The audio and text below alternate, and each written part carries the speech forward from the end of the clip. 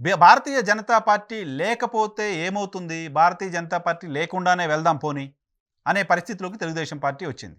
నిజానికి తెలంగాణ అసెంబ్లీ ఎన్నికల్లో ఆ మాటకొస్తే 5 రాష్ట్రాలకు సంబంధించిన అసెంబ్లీ ఎన్నికల్లో భారతీయ జనతా పార్టీ దారుణంగా దెబ్బతింటోంది అని తెలుగుదేశం పార్టీ అంచనా వేసింది. ఛత్తీస్‌గఢ్‌లో గ్యారంటీగా ఓడిపోతోంది. మధ్యప్రదేశ్‌లో గ్యారంటీగా ఓడిపోతోంది.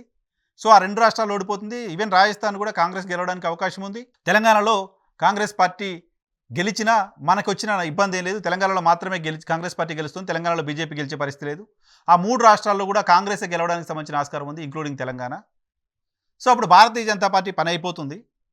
భారతీయ జనతా పార్టీ వీక్ అవుతుంది. సో, అప్పుడు తెలుగుదేశం పార్టీకి కాంగ్రెస్, బీజేపీ 2 ఆప్షన్స్ మిగిలిపోతాయి. కాంగ్రెస్ ఎమర్జ్ అవుతున్న పార్టీగా, ఆ టైంలో కాంగ్రెస్ పార్టీలోకి వెళ్ళడానికి సంబంధించిన అవకాశం ఉంటుంది. కాంగ్రెస్ పార్టీ కూటమిలోకి వెళ్ళడానికి సంబంధించిన అవకాశం ఉంటుంది. తెలంగాణలో కాంగ్రెస్ గవర్నమెంట్ ఉంటే మనకి అన్ని రకాలుగా ఆంధ్రప్రదేశ్‌లో ఎలక్షన్ చేయడానికి ఉంటుంది అని తెలుగుదేశం పార్టీ అంచనా వేసింది.